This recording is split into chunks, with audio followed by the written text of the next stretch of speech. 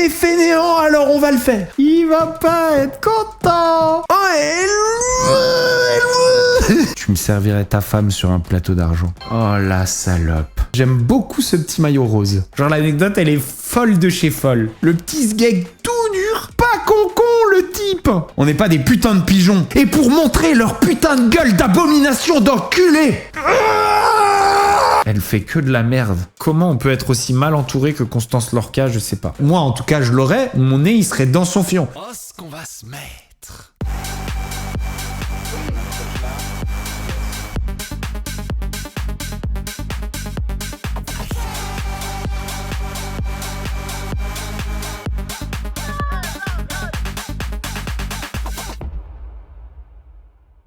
On est obligé de commencer là. Mais moi c'est pas les influenceurs, Océane, on est bien d'accord, c'est pas du tout les influenceurs. Et si j'ai été méchant, je ne voulais pas l'être, ni brutal. Mais je comprends pas ce que vous allez foutre à Cannes. Je fais d'autres choses. Voilà, donc c'est la honte.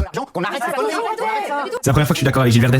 Pourquoi vous avez été à Cannes une fois, c'est ça? Vous êtes allé à Cannes une fois? 2 fois. Pourquoi vous êtes allé à Cannes? 2 fois. Et c'est quand même, c'est un rêve d'enfant aussi. Faut oublier qu'on a quand même aussi un petit peu. C'est un rêve d'aller au Festival de Cannes sans avoir de film. Je l'ai fait, je suis bien contente, je suis très fière. Je comprends pas ce que vous Pardonnez-moi, dites. Je comprends pas ce que vous dites. Excusez-moi Cyril, le Cannes ça dégouline de partout, on en voit partout. Je suis pas obligé de regarder, je suis pas comme ça dans le festival de Cannes. C'est un sondage, tiens. Au revoir. Êtes-vous d'accord avec Gilles Verdès? Oui, Pour une fois, Gilles Verdès a du monde dans son camp. Si vous voulez genre avoir raison quoi qu'il arrive, vous faites un débat face à Océane et en général, peu importe le sujet que vous défendez, vous aurez raison et vous aurez convaincu votre audience. C'est un gage de succès en débat. Pour la petite anecdote, Boitoneuf m'a contacté aujourd'hui pour essayer d'inviter des influenceurs qui étaient présents à Cannes. Pour la petite anecdote, ils m'ont pas demandé le numéro de téléphone d'Océane, mais ils m'ont demandé les numéros de téléphone de gens un peu plus évolués, si je puis me permettre. En l'occurrence, c'était Vivi et Ilona. J'imagine qu'ils ont après procédé par élimination selon les selon les réponses favorables qu'ils avaient. Et puis arrivé vraiment tout en bas de la liste, eh bien ils ont dû finir sur le numéro 3587, Océane et Limer. Bon bah, soit on l'invite, soit on le fait pas. Bonsoir à tous, comment allez-vous? On a commencé un petit peu sur les chapeaux de roue parce qu'il y avait ça et on voulait vite fait le voir, mais bon voilà, c'est un sujet qu'on a déjà traité plusieurs fois, on va pas le retraiter. De la même manière que certains sur le plateau, honnêtement je le reproche pas aux influenceurs, je leur reproche pas d'y aller. Voilà, tu le leur proposes, bien sûr ils y vont, puisque partout il y a de la lumière et des caméras, ça accourt. Le problème c'est le fait de les inviter. Cependant il y a un truc intéressant à sortir de cette séquence. C'est ce que Océane a dit. Alors intéressant, genre d'un point de vue sociétal, hein, pas genre elle a pas dit un truc intelligent. C'est ce que Océane a dit en disant c'est mon rêve d'enfant. En fait, si ton rêve d'enfant c'est pas de faire du cinéma, mais d'être au Festival de Cannes. C'est un peu comme ton rêve d'enfant, c'est pas de faire de la musique, mais c'est d'être aux Music Awards. Le rêve des gens, c'est plus d'être reconnu pour leur talent, se réaliser à travers un succès dans un domaine. Le rêve des gens, c'est juste d'être célèbre. Et si on peut être célèbre en faisant le moins possible, si on peut être célèbre pour finalement le plus superficiel et le plus con et le plus vide possible, eh ben c'est encore mieux, parce que putain on est feignasse. Si on peut éviter de travailler pour être célèbre au bout, putain on est fainéant, alors on va le faire. C'est que en fait c'est le ridicule de cette situation. C'est qu'en fait aller au Festival de Cannes, ça devrait vouloir dire j'ai un film en compétition et je suis reconnu pour mon art, soit d'acteur, soit de réalisateur, soit de musique de film, etc. Et en fait le process n'a plus d'importance pour personne. Et c'est ça qui est extrêmement triste. Et elle dit que c'est pas de sa faute si on l'invite. Et c'est vrai, c'est pas de sa faute si on l'invite. C'est terrible de l'inviter et c'est terrible qu'elle accepte. C'est terrible que ce soit son rêve. Terrible qu'elle soit con comme un balai à chiottes. Ce qu'on va se...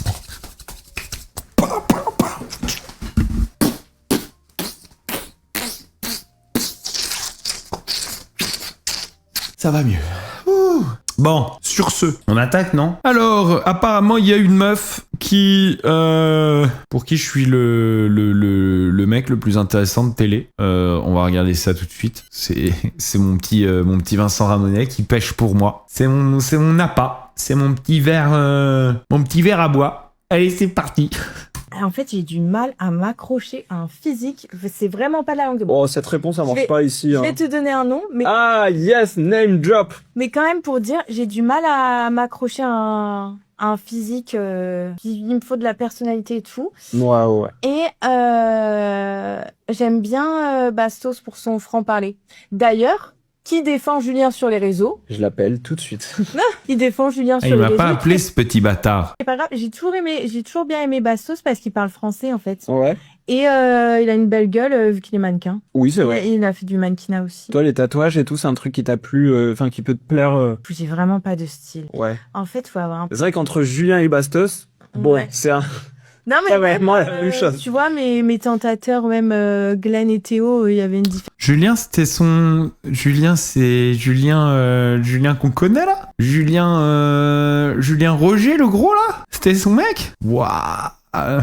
Je vais lui envoyer un message, ils sont plus ensemble en plus. Mais par contre, je vais envoyer un message à Julien. Julien, bonsoir Roger. Je viens de voir une rediff, peut-être tu l'as vu, d'une certaine Elisa, qui, si je ne m'abuse, était ta meuf, jusqu'à que tu la perdes dans l'île de la tentation. Et elle vient de m'envoyer genre un scud de fou. En gros, genre, je suis de tous les mecs de télé, je suis non seulement le plus charismatique, le plus beau gosse, le plus excitant. Apparemment, elle est en sueur sur moi, quoi, en sang sur moi. Ça te dérange si je...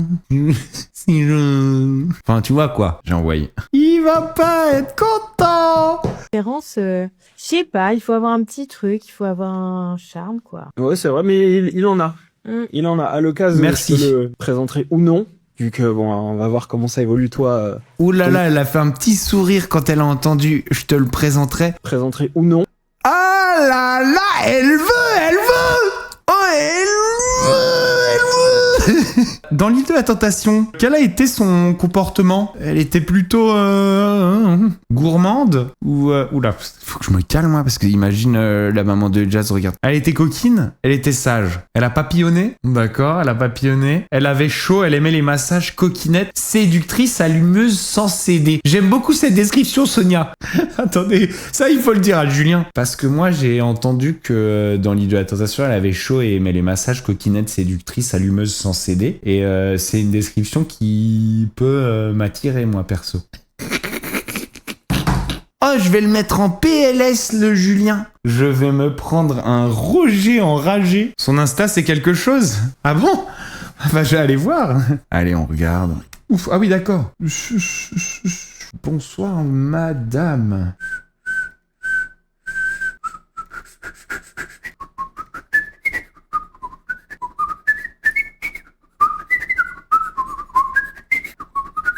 Le fou. Je vais voir cette photo où à la place j'ai eu...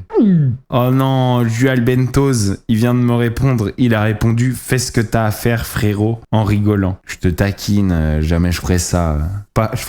Je ferais pas ça à mon Roger. Tu rigoles ou quoi? Jamais je ferais ça. Je vois très bien que là, t'es en train d'envoyer des smileys qui rigolent et tout, mais je sais que tu souffres. T'es trop gentil, mon gars. Il est hors de question que je fasse ça. T'es tellement gentil. Tu me servirais ta femme sur un plateau d'argent. Hors de question. Sache-le. Il est trop gentil. Il est trop gentil. Jamais je vais le faire. Je peux pas. En plus, tu peux pas. Le gars, il est gentil comme ça. Tu rigoles ou quoi? Jual Bentos, il vient de répondre. Il dit mort de rire, ça lui ferait un buzz en plus. Ah! Il y a un peu d'amertume.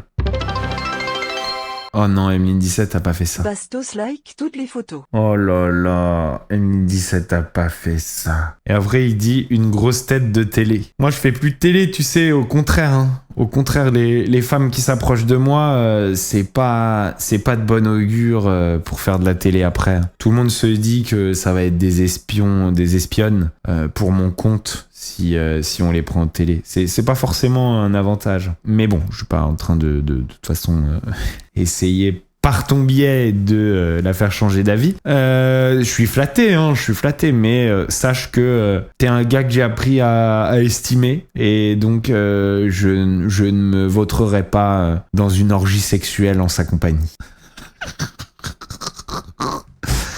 Allez, c'est parti, hein. C'est parti, tant pis. Vaut mieux lui dire que je le ferai pas et puis après, même si je le fais. Mais au moins là, il se dit que je vais résister, quoi. Hop, tac. Allez, c'est parti, on envoie des likes de partout. Hop là.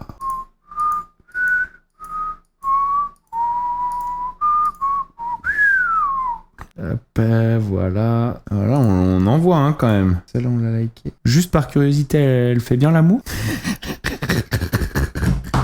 Roger, il va plus en pouvoir. Roger, il va se tirer une balle ce soir. Roger, vraiment, tout ça en m'arrêtant pas d'envoyer des grands likes dans tous les sens. Il est en train de me répondre en plus. S'il me dit oui, franchement, c'est rip Roger. Il dit c'est gentil frérot, je trouve que t'es un bon gars aussi. Mort de rire, t'es un diable frangin. Ça répond pas vraiment à ma question pour le coup. Il va y répondre.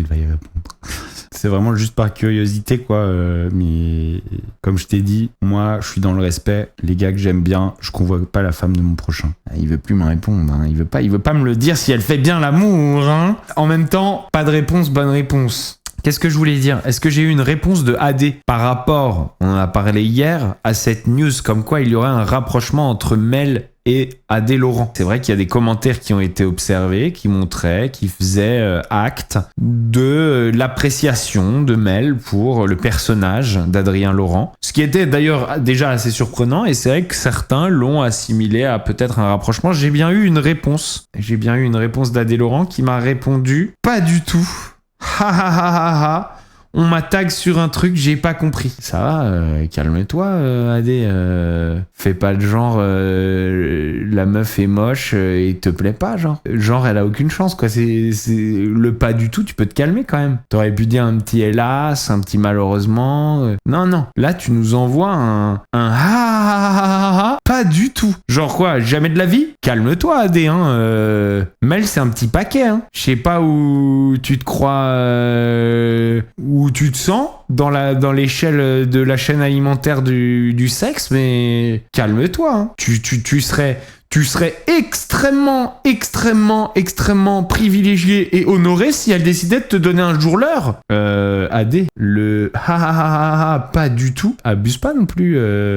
Genre quoi, en mode genre jamais de la vie quoi. Elle te plaît pas? C'est quoi l'histoire? Tu t'es cru trop beau? Je vais te demander de redescendre un petit peu, AD. Non mais les gens, aujourd'hui, moi les gens, je trouve que le respect se perd. AD m'a répondu. Il a répondu, c'est une très belle femme, ton ex. Je dois l'avouer. Ah, ok. Donc, en fait, c'est plus le ha ha ha ha pas du tout. C'est plus genre, peut-être qu'il pense qu'il a pas ses chances, en fait. Peut-être qu'il pense que, genre, dans ce monde-là, jamais elle lui donnerait l'heure. C'est peut-être ça. C'est peut-être l'inverse de ce qu'on pensait. Je vais lui dire, AD, toi aussi, t'es bel homme. Et je pense que tu pourrais peut-être tenter un truc. Parce que clairement, cette histoire ne vient pas de nulle part. Elle a dit qu'elle appréciait beaucoup ton énergie. Je pense que tu pourrais tenter un truc. Sache que, même si tu n'en avais pas besoin, tu as ma bénédiction. Je vais lui envoyer un facochère enragé à celle-là. Elle va moins faire la maline. Oh la salope. Oh la Petit diablotin envoie le DM à Elisa. Roger, je suis désolé. Vraiment, je suis désolé. C'est mon chat, je viens d'avoir un gage. Je suis obligé de DM Elisa. Sache que je le fais vraiment dans le respect. Et c'est un peu ma petite île de la tentation à moi, là, qui va se passer. Et on verra si j'arrive à résister à ta femme. Alors, Elisa... En fait, ce qu'il faut, c'est qu'avec ce vocal, je ne fasse pas penser à la maman de Jazz qu'elle aurait préféré ce vocal. Donc, il faut que j'envoie un vocal, genre, suggestif. Genre, en mode hot. Ça veut dire, genre, qui dit, voilà, genre, c'est coquin, quoi. Un truc à la limite du respect qu'on n'aurait pas pu... Voilà, qui soit pas enviable. Je pense que c'est ça qu'il faut que je fasse. Allez. Je viens de tomber sur ton compte Insta et j'aime beaucoup ce petit maillot rose. Désolé Roger, mais je vais découper ça. Non, je déconne. Wow! Non! Calme. Aujourd'hui, vous savez ce que j'ai appris? J'ai appris une anecdote trop intéressante. J'ai appris l'anecdote de ce qui s'est passé quand Lisa Marie était folle amoureuse de Simon et qu'elle a pécho bébé dans l'avion. Genre l'anecdote, elle est folle de chez folle. Donc, apprenti champion. Voilà, moi j'avais été en couple vite fait avec Lisa Marie. Derrière, 3 jours plus tard, samedi soir, bam, elle s'empale sur le lapin blanc, The White Rabbit. Et 2 jours plus tard, c'est amour fou. Ça veut dire genre il se lâchait plus, main dans la main toute la journée et tout. Amour fou. Hein. Fin de l'émission, 3 jours plus tard. Donc il y a un jour ou deux de interview. Donc ils sont à l'hôtel et ils sont à l'hôtel ensemble. Et c'est amour fou à l'hôtel aussi. Genre c'est câlinou, ça se prend dans les bras. Ils ne se lâchent plus. On dirait des lycéens. Genre ça à l'époque c'était Gab qui me l'avait dit. Il m'avait dit là ils sont devant moi. Ils ne se lâchent pas. Ils sont collés toute la journée genre à se faire des bisous et tout comme des lycéens. Ils se donnent la main dans les couloirs de l'hôtel. Et à partir de là moi je savais pas comment ça s'était passé pour que en fait elle se retrouve à pécho bébé. Eh bien aujourd'hui j'ai su exactement. Donc ce qui s'est passé c'est Simon Castaldi lui il doit repartir à Paris et il y a Bébéo, Vivian et Lisa Marie qui doivent repartir à Marseille. Et bizarrement, Vivian, il prend pas le même avion alors qu'il va au même endroit. Donc bizarrement, la prod annonce donc Bébéo et Lisa Marie vous serez ensemble dans le même avion et Vivian il sera dans un autre avion. Peut-être qu'il y avait pas assez de place, j'en sais rien. Et du coup, en arrivant à l'aéroport, eh bien Vivian est plus là et Bébéo se retrouve juste avec Lisa Marie. Ils vont dans un Burger King et Bébéo, je crois il lui paye son repas et puis il lui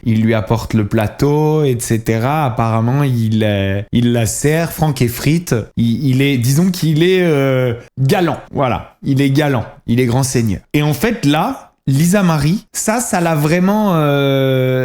apparemment, ça l'aurait fait vraiment dégoupiller. Genre, elle est là en face de lui au Burger King et elle lui dit « Mais bébé, je savais pas que t'étais comme ça et tout. » Et bébé, tu sais, genre, il est là en train de manger son double whopper et limite, il s'étouffe. Il s'étouffe, il fait quoi? Genre elle fait oh, mais je savais pas que t'étais comme ça, je savais pas que t'étais un mec comme ça. Et il fait un mec comment? Et là elle lui dit bah serviable, attentionné et tout. Alors que, attention, hein, le matin même, elle était avec Simon qui a pris son avion pour rentrer à Paris et ils se sont promis de se voir dans une semaine. Hein. Bébé, lui, il partait à Marseille, il était cassé, genre il en revient pas ce qui se passe. Et le mec, il tombe du ciel, il en revient pas. Et lui, il dit mais qu'est-ce qui te prend en fait pendant toute l'émission tu m'as fait la misère, en plus t'as raconté des trucs sur moi parce qu'il y a des trucs en off que vous savez pas, mais il dit en plus t'as raconté des trucs sur moi à tout le monde et tout, qu'est-ce qui te prend? Et elle fait ouais mais en fait je t'ai pas vu comme t'étais et puis là tout semble être une évidence. Et là bébé genre c'est limite s'il s'étouffe, il est là avec son double whopper. Il se met de la sauce partout. C'est limite si c'est tout. Vous connaissez Bébé. Bébé qui voit ça devant ses yeux. Mais genre, il comprend même pas. Le mec, il doit être trempé. Genre, en sueur. On est quand même dans le sud de l'Espagne. Il fait pas frais. Il doit être en sueur. Et là, il se dit, mais qu'est-ce qui se passe? Comment j'ai mérité ça? Qu'est-ce qui se passe? Genre, limite, il est là en train de signer, de dire merci au Seigneur. Il est trempé. Et tu sais, genre, dans un genre de torpeur, le petit sgeg tout dur, le mec se rend dans l'avion avec Lisa Marie. Et il s'avère que les deux ne sont pas à la même place. Et Lisa Marie, en apprenant qu'ils sont pas assis à côté, elle dit non bébé, je vais être à côté de toi, bébé, je vais être à côté de toi. Et bébé, il fait mais qu'est-ce qui t'arrive? Bon, il va s'asseoir et là, la meuf, elle vient et elle réussit à négocier pour échanger avec la place du mec qui est à côté de bébé, pour se retrouver à côté de bébé. Donc t'as bébé qui est là et qui comprend pas ce qui lui arrive. Genre bébé, il est en train de se faire encercler par Lisa Marie. Genre bébé, il est complètement...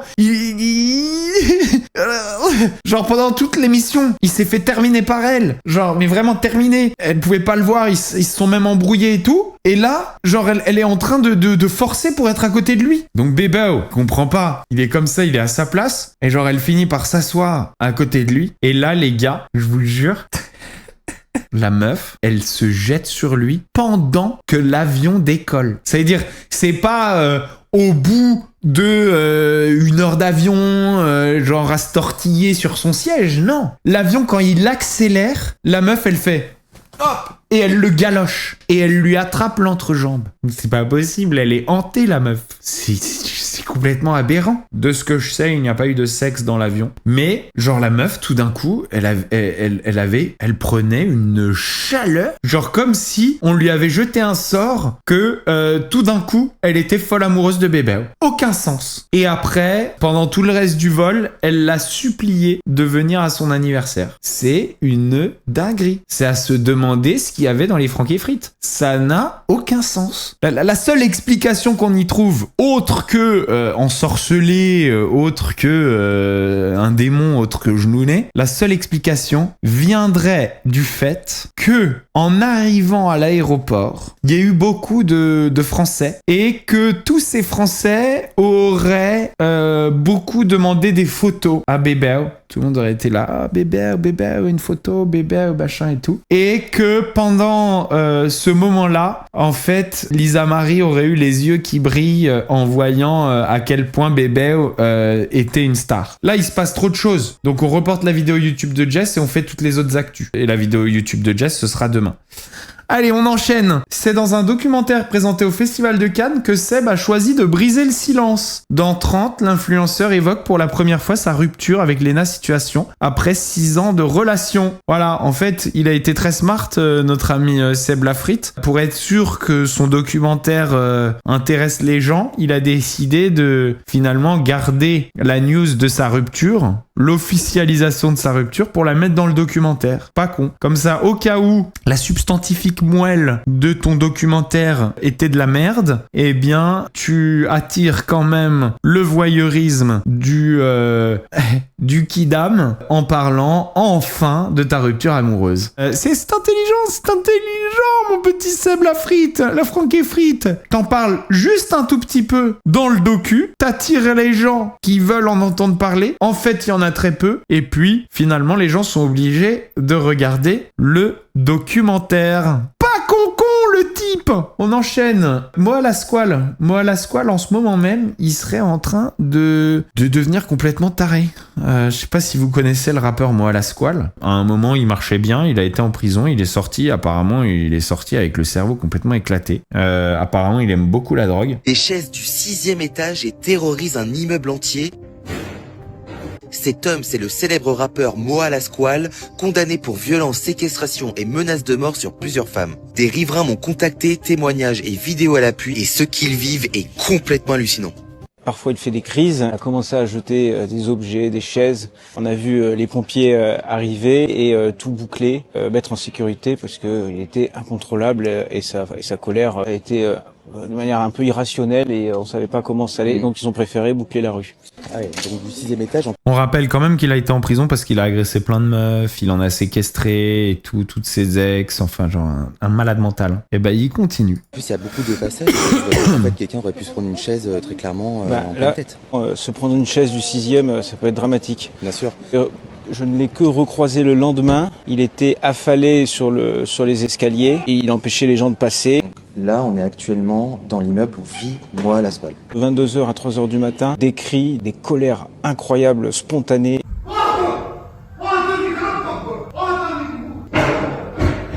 Des mots très agressifs qui sont dits, des insultes, des menaces. Là, ce matin, il était peut-être en redescente de substances qu'il prend parce qu'à chaque fois que je le croise, il est dans un état incroyable.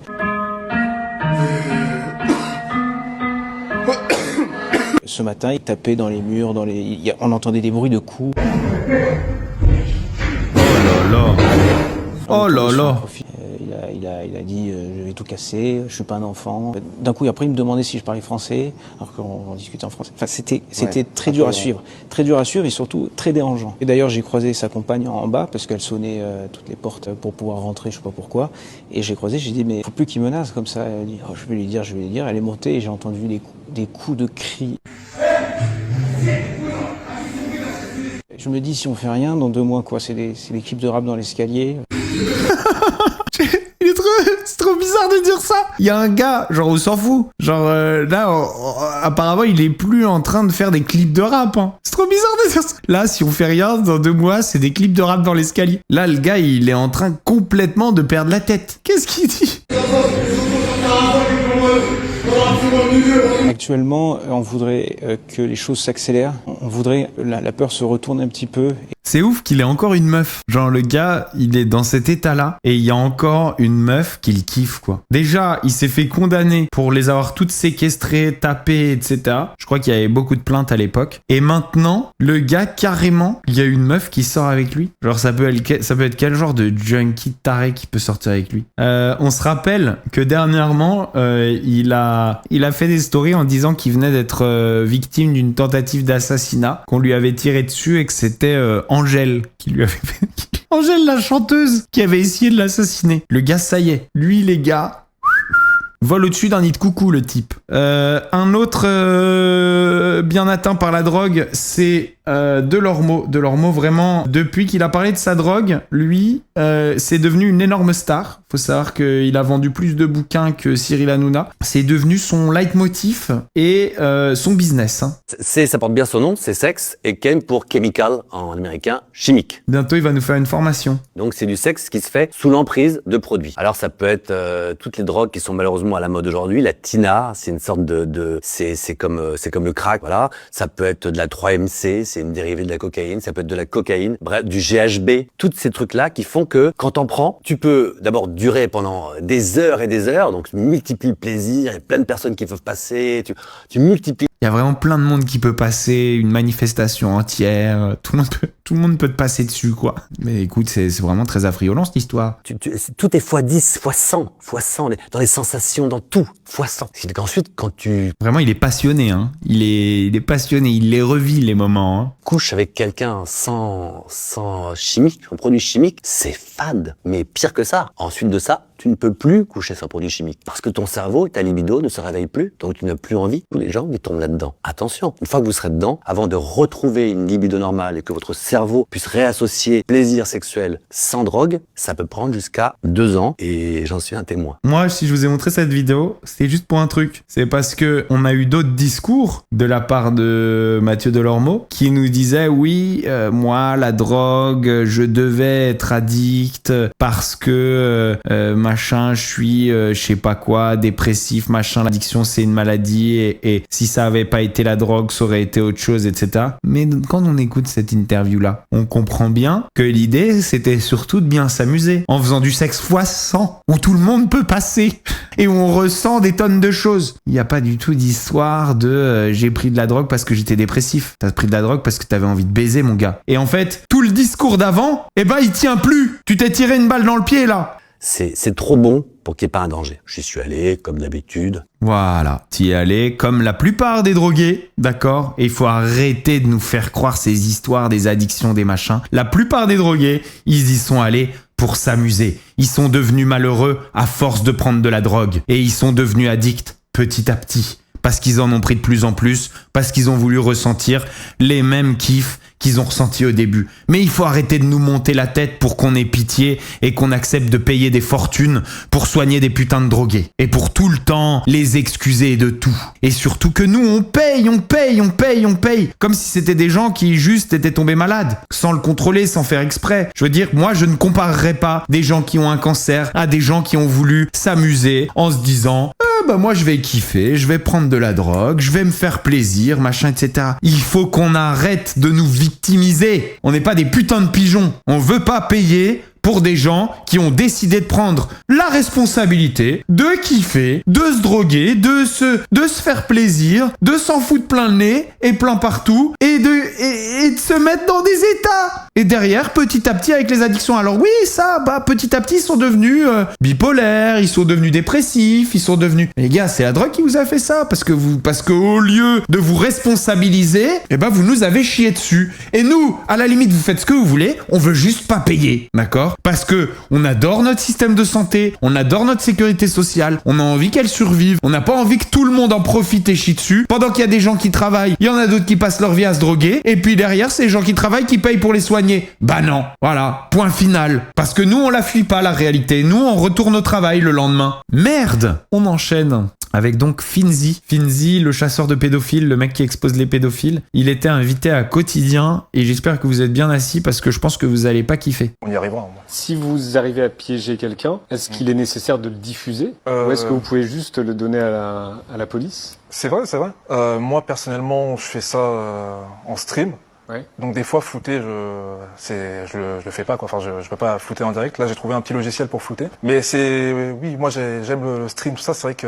Mais c'est une manière de les punir, c'est ça? C'est les punir non, mais j'ai pas envie de les protéger en fait. J'ai pas envie de protéger leur anonymat. Vous comprenez que vous substituez à la justice en non, ça? on aide. Je substitue pas. Hein.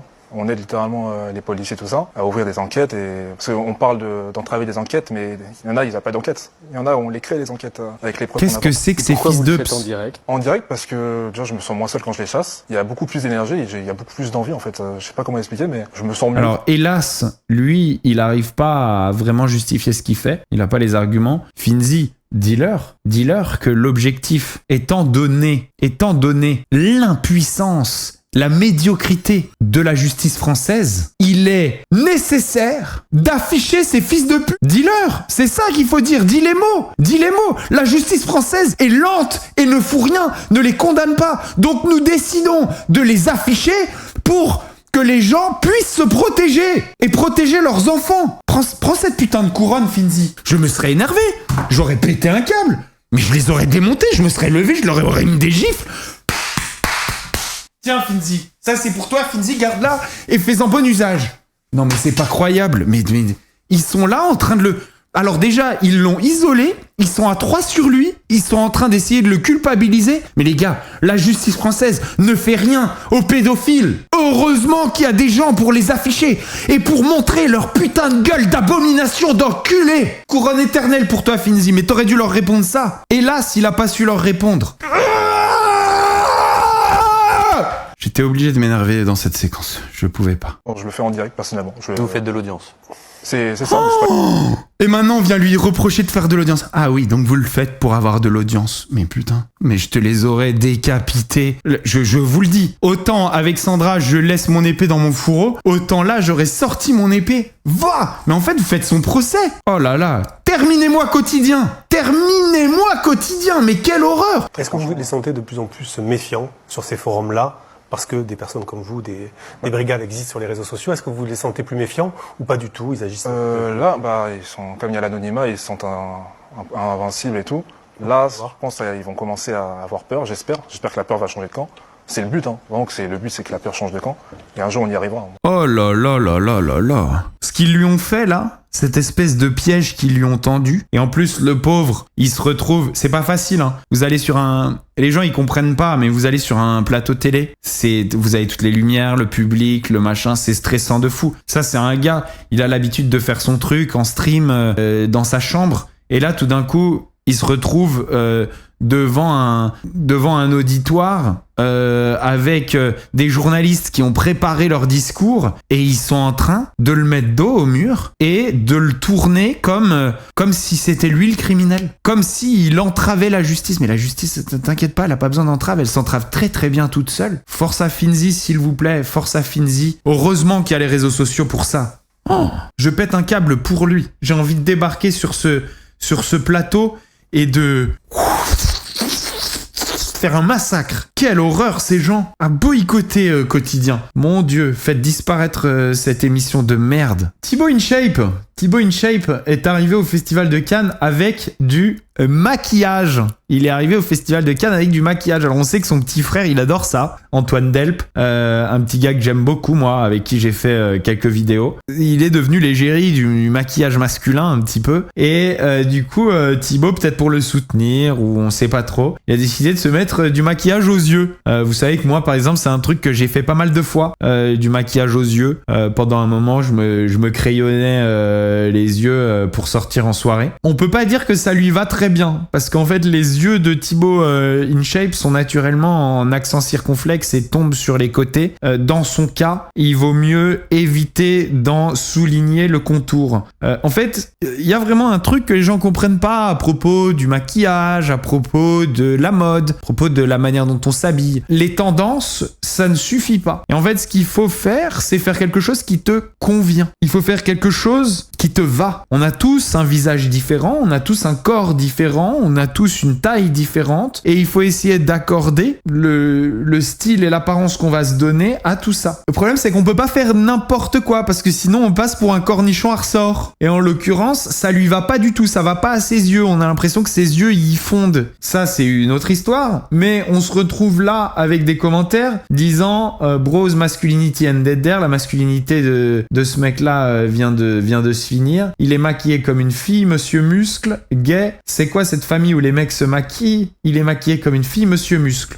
Voilà le gros plan. Voilà, ça lui va pas.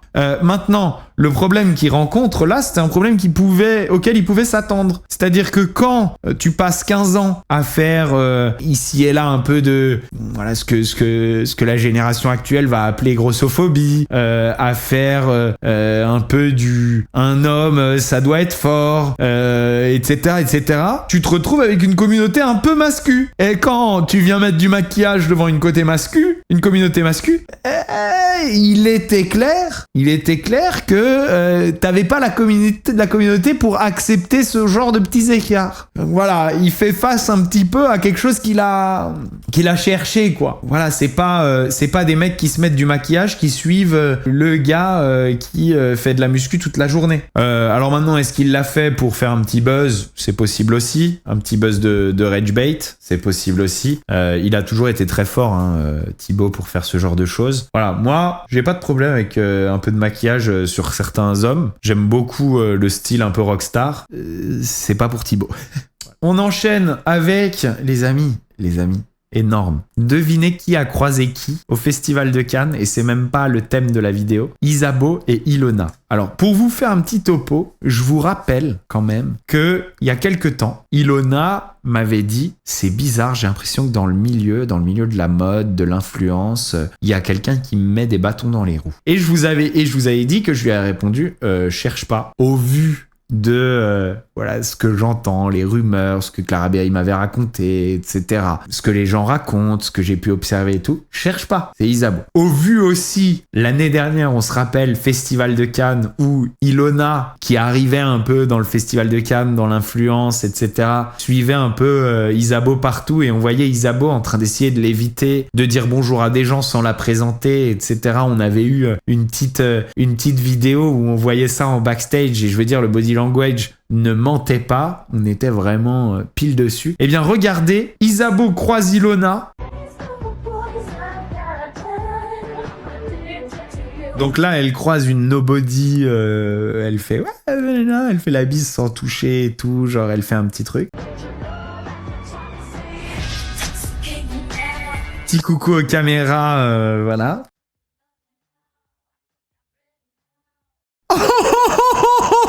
Oh my god! Un minuscule ça va, et après genre un air un petit peu dégoûté, en mode... Oh là là! Pourquoi juste avant elle a fait la bise de loin, et là elle fait pas la bise de loin, elle fait la vraie bise, et après regardez, attention, elle se retourne direct. Bouche pincée, elle se retourne, elle lui adresse pas un mot, pas un bonjour, elle lui fait la bise et le plus vite possible, elle lui tourne le dos avec la bouche pincée et une moue dégoûtée. Et Ilona reste toute seule en backstage et dire qu'Ilona pensait que Isabeau était de son côté. Genre essayait de l'intégrer dans ce monde de l'influence et de la mode. Il y a plus de doute, Ilona. Du côté de Bébé et Constance, ça continue. Donc là, on en est carrément au communiqué de presse. Alors maintenant, Constance, non contente de déjà s'être affichée auprès de Sebi Daddy et de Ilan CTO pour témoigner d'un truc qui est beaucoup trop grave pour le faire en leur compagnie. Non contente d'avoir fait ça. La meuf vraiment déterminée à se décrédibiliser, regardez quel avocat elle a pris. Oh putain. Elle a pris l'avocat d'Aquababe, quoi. Genre, elle est déterminée à passer pour une menteuse. C'est pas possible. Putain, comment faire plus de mauvais choix que Constance? Elle vient témoigner de violences conjugales en présence d'un Sebidadi. D'abord dans une publication Instagram puis en live. Et dans un second temps, elle fait un live avec Sebidadi et Ilan, CTO. Et enfin, elle ne trouve pas mieux que de prendre l'avocate d'Aquababe, les gars. Alors, on va lire le communiqué de presse. En réponse au communiqué de presse diffusé le 19 mai 2026 par le conseil de monsieur Grégory Yegiazarian, qu'on va regarder après, Madame Constance Lorca tient à apporter les précisions suivantes. Madame Constance Lorca rappelle avoir pris la parole publiquement afin de dénoncer les faits de violence qu'elle indique avoir subis dans le cadre de sa relation avec Grégory Yegiazarian. Cette prise de parole intervenue dans un contexte personnel particulièrement douloureux ne procède d'aucune volonté de nuire. Elle relève du droit, toute personne se disant victime de violence, de faire entendre sa parole et de ne pas être réduite au silence. Oui, mais en l'occurrence, il aurait été quand même plus judicieux soit d'écrire un texte, soit d'en parler dans une vidéo, plutôt que de faire ce communiqué, je sais pas si maître Sarah Harouj sait de quoi elle parle, mais de faire ce communiqué en présence du plus gigantesque pitre des réseaux sociaux, des plus gigantesques pitres des réseaux sociaux, et d'ailleurs des plus grands scénaristes de la pitrerie des réseaux sociaux, puisqu'il n'y a jamais rien de vrai avec eux, c'est-à-dire Sebidadi et Ilan. Je suis désolé, mais honnêtement, ça prêche pas pour sa paroisse, quoi. Madame Constance Lorca conteste fermement toute présentation tendant à faire passer son témoignage pour une démarche malveillante, calomnieuse ou uniquement destinée à porter atteinte à l'honneur ou à la réputation de monsieur Grégory Yegiazarian. Madame Constance Lorca n'entend pas transformer les réseaux sociaux en tribunal ni alimenter une polémique publique. Elle souhaite que les faits soient exprimés dans le cadre légal approprié et que le temps judiciaire soit respecté. Oui, mais alors qu'est-ce qu'elle fout à aller faire des vidéos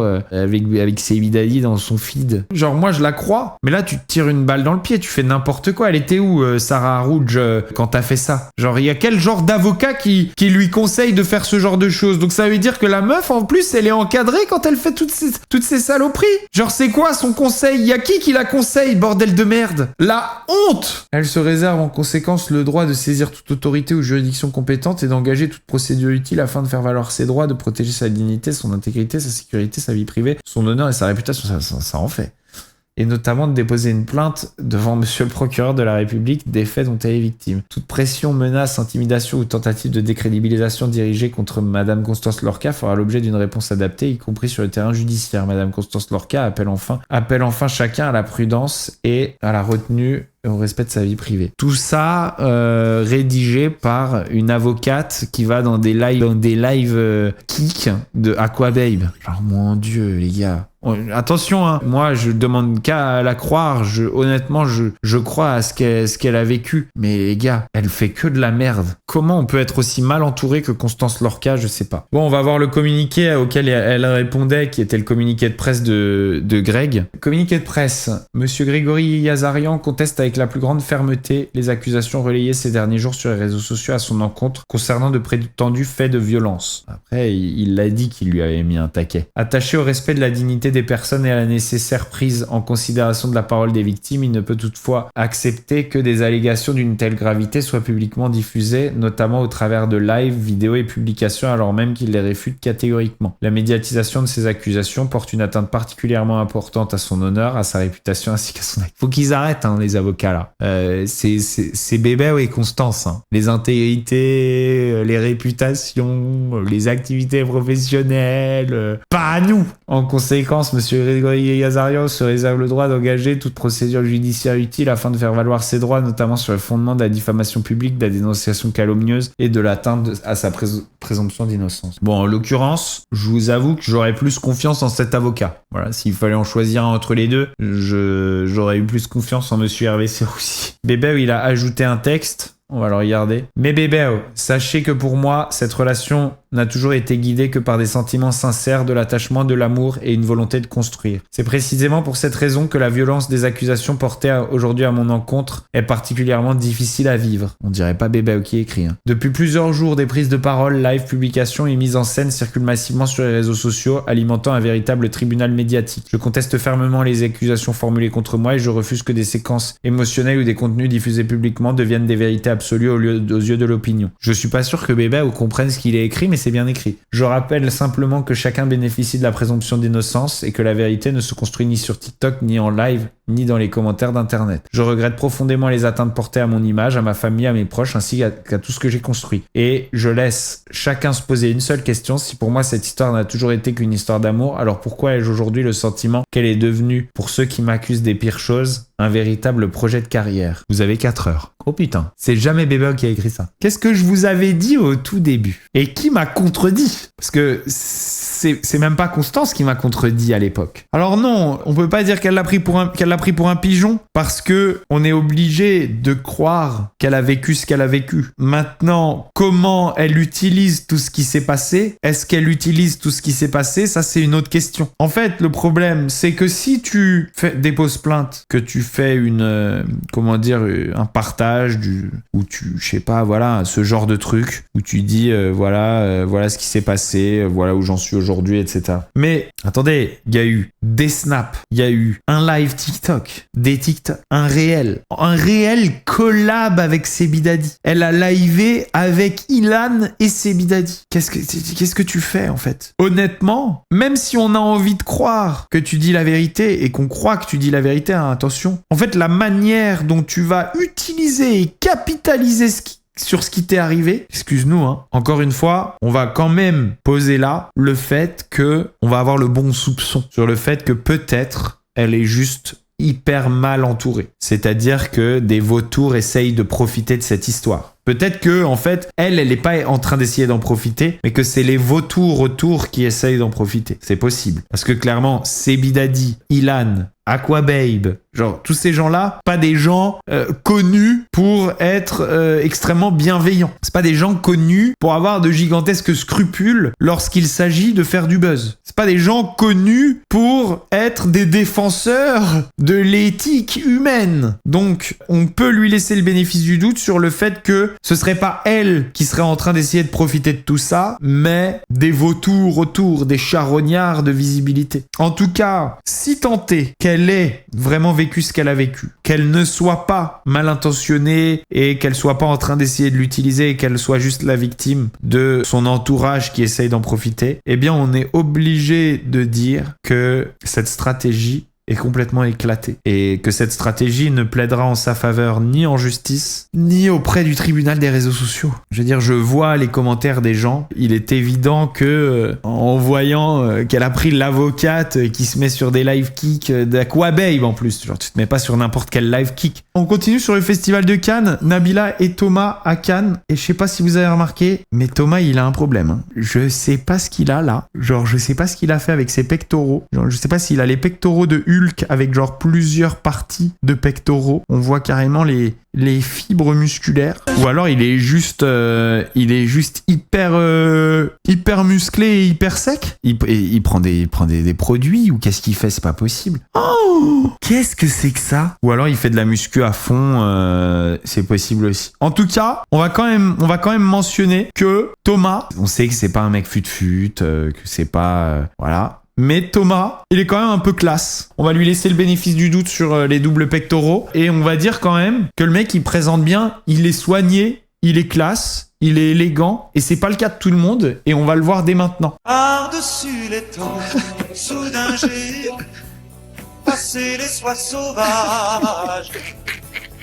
Libéré Antoine Dupont. Alors, la mode, le maquillage, etc. Tout ça, ça se fait pas juste par rapport aux tendances. Ça se fait par rapport à ton propre physique. Il faut être à l'aise, d'accord? On est au Festival de Cannes, donc il faut être classe, mais il faut être à l'aise. Et il faut aussi que ça mette en valeur ta morphologie. Antoine Dupont, c'est un carré. Voilà, il l'a pas choisi, hein, et d'ailleurs, il l'a renta, puisqu'il est devenu rugbyman, et c'est un rugbyman vraiment à succès. C'est un carré. On essaye du coup de compenser en essayant de s'affiner. On prend des vêtements un petit peu moins amples, d'accord? On va pas aller sur de l'oversize. Moi, je peux me permettre de mettre de l'oversize parce que je suis filiforme. D'accord? Je suis grand et fin. Qui est son styliste? Moi, je vous le dis, hein, c'est certainement pas lui qui a choisi ces habits-là, d'accord? Parce qu'on l'a jamais vu habillé comme ça. Donc, il y a un styliste à qui il faut couper la tête. Bon, maintenant, deuxième chose. On a parlé de tous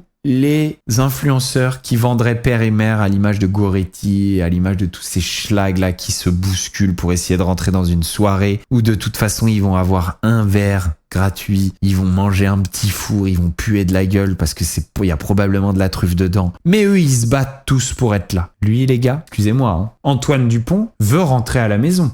Antoine Dupont, cligne des yeux, s'il te plaît, si tu es pas content d'être là. Regardez, là, il est carrément parti. Genre, il est parti, il est déjà aux chiottes. Il est sur son portable, dans les toilettes. Elle est là. Il y a sa meuf, d'accord? Sa meuf, c'est Iris Mittner. C'est quand même un paquet, Iris Mittner, d'accord? Vous l'auriez, Iris Mittner. Moi, en tout cas, je l'aurais. Mon nez, il serait dans son fion. Lui, il est à 100 mètres, aux toilettes, avec son portable. Il a verrouillé et il a mis une chaise sous la poignée au cas où il y a quelqu'un qui pète le verrou. Libérer Antoine Dupont. Et c'est tout à son honneur. C'est-à-dire que, pour le coup, on voit que Antoine Dupont a été forcé d'être au Festival de Cannes. Ça se voit qu'il sait qu'il a rien à y faire. C'est pas sa vibe. Et c'est tout à son honneur et ça en dit beaucoup sur sa valeur. Si vous avez des informations pouvant permettre de le libérer, vous n'hésitez pas. Vous appelez le 911. Antoine Dupont est actuellement séquestré sur le Festival de Cannes. Si vous avez quelques informations sur la localisation de sa prison, de sa cage, du logement d'Iris où elle le tient captif, vous n'hésitez pas. Toutes les informations sont bonnes à communiquer aux forces de police. Voilà, un petit peu de prévention en fin de ce stream. Moi, je vous dis bonne soirée. C'est tout pour aujourd'hui. Si vous avez kiffé cette vidéo, vous n'oubliez pas, vous mettez un petit pouce bleu, vous souscrivez à la chaîne, vous activez la petite cloche pour ne louper aucune des vidéos de Bastos TV. Moi, je vous fais des gros bisous. Ciao et à bientôt. Oh, ce qu'on va se mettre.